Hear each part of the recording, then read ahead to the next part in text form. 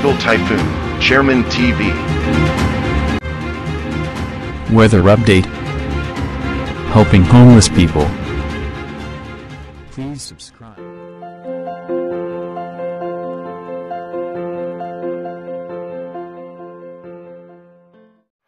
Magandang umaga po. Ito po ang latest update natin ngayong araw, July 23, 2025. Bahagya nga lumakas itong si Bagyong Dante. Tinataglay na nga po nito yung lakas na abot sa 55 km per hour malapit sa gitna. At may pagbugso na po yan ng aabot ng 70 km per hour. Bumilis nga po yung pagkilos nito sa 25 km per hour at ito po patungo ng China. At ito naman po isang low pressure area na nandito nga po sa may western section na ng extreme northern Luzon ay ayon nga po sa ating advanced weather forecast, posible nga mamayang gabi o bukas po ng madaling araw, ito po yung posibleng mag-intensify na bilang isang tropical depression or mahinang bagyo. Kung sakaling nga magtutuloy ito po yung posibleng maging si Bagyong Emong. Asahan naman natin ngayong araw, dito nga po sa may parte ng Ilocos Norte, Abra, Ilocos Sur, Ifugao, La Union, Nueva Vizcaya, Nueva Ecija, Pulilio Island, Rizal, ay makakaranas po tayo ng yellow rain po dyan, no? At pagdating naman po dito sa may Benguet, Pangasinan, Tarlac, Bulacan, Pampanga, Metro Manila, Laguna, Batangas, naka-orange rainfall po tayo dyan. Iba yung pag-iingat at paghanda pa rin po dahil posible pa rin tayong makaranas ng mga pagbaha at pagguho ng lupa. Sa parte naman ng Zambales, Bataan, Cavite, posibleng malalakas na pagulan po ang ating mararanasan.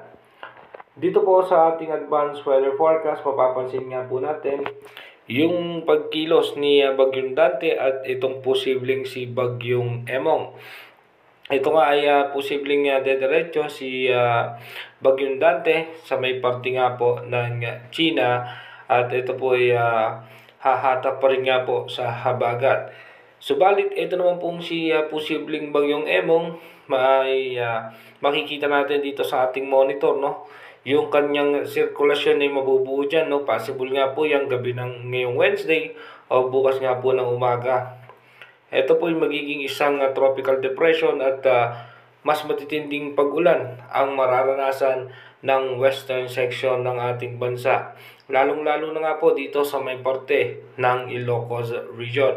Kaya iba yung paghahanda sa ating mga kababayan dyan, dahil nga po tuloy-tuloy na naman po yung masamang panahon na magdudulot nga po ng mga pagbaha at pagguho ng lupa.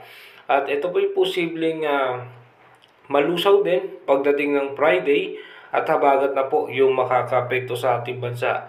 Sunod-sunod po ng sama ng panahon na nakikita natin ngayon dito sa ating advanced weather forecast at hanggang first week nga po. Pero ito naman po ay mabababaan dyan sa ng landfall scenario o mababa, yung iba naman po, mababa rin naman ang tsansa na pumasok sa ating Philippine Area of Responsibility.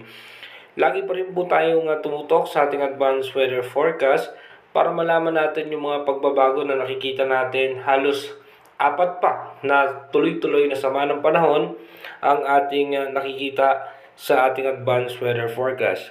Dito po, no, nadagdag pa rin po sa mga posibleng makaranas ng pagulan. Dito nga po sa may parte ng Mindoro provinces, Camarines Sur, Quezon, Marinduque, Sorsogon, Albay, Catanduanes, Masbate, Antique, Iloilo, Palawan. Yung mga nabanggit na lugar na po yan ay may mga moderate rain po tayo mararanasan. Again, mag-ingat nga po yung mga kababayan natin, mag-iingat po tayo, lalo po sa ngayong panahon ng tag-ulan. God bless po sa ating lahat.